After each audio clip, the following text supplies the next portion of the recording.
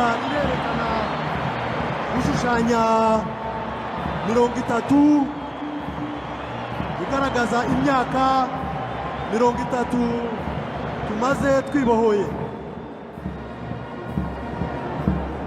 As you can see, the band has formed the figure 30 to mark 30 years of liberation. As you can see, the band has formed 30 to mark 30 years of liberation.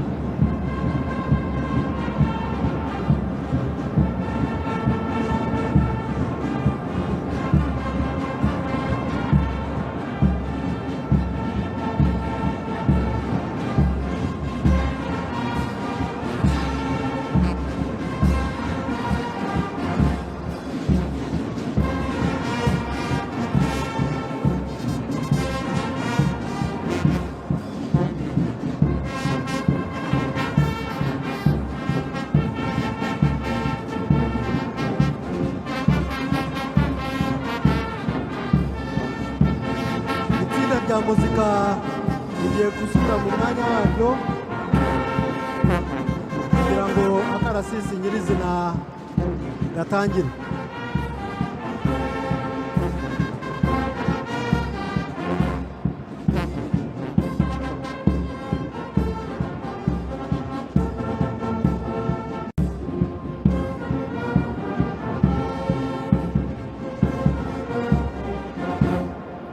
Barakoze abagize itsinda rya muzika.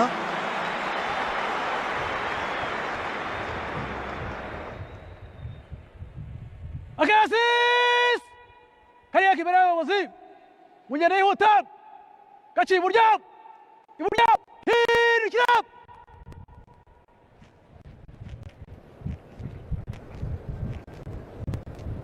Nk'uko nabibabwiye, akarasisi kayobowe na Brigadier General Frank Mutembe.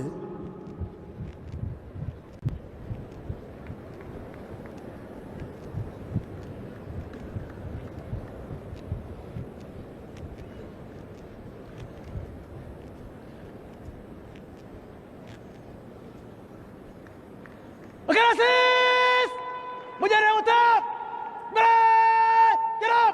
Akarasisi ka none kagizwe n'amasibo 12, 9 y'ingabo z'u Rwanda, amasibo 3 agizwe na polisi y'igihugu, amasibo 3 muri kano karasisi agizwe n'abari n'abategarugori bo mu ngabo z'u Rwanda na polisi y'u Rwanda. This parade is made up of 12 guards, 9 guards from the Rwanda Defense Force, 3 guards from the Rwanda National Police. 3 of the guards in this parade are female from Rwanda Defense Force and Rwanda National Police.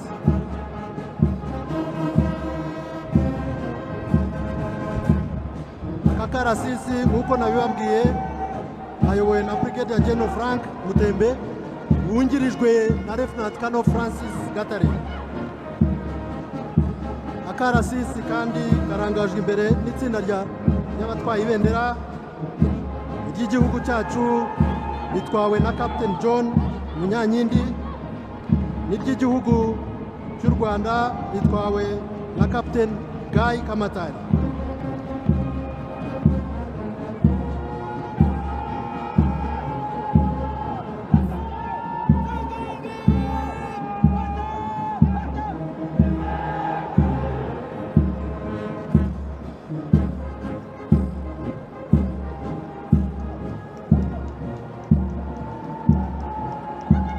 Kanya gato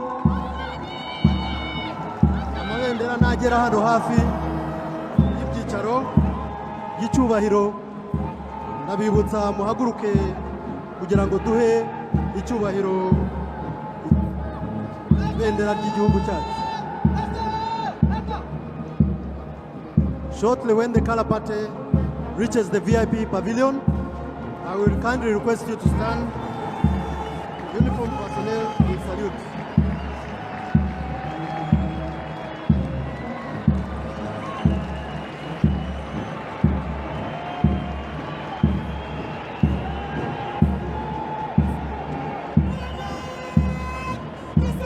Please rise.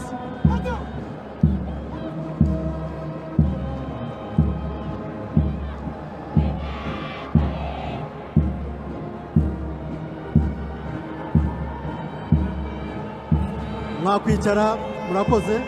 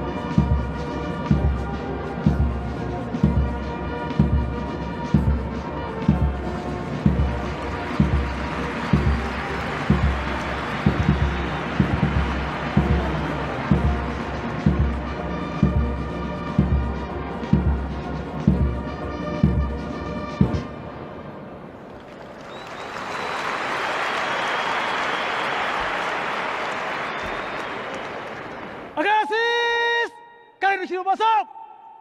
Imasa! Hirishap! Umuyobozi w'akarasisi Brigadier General Frank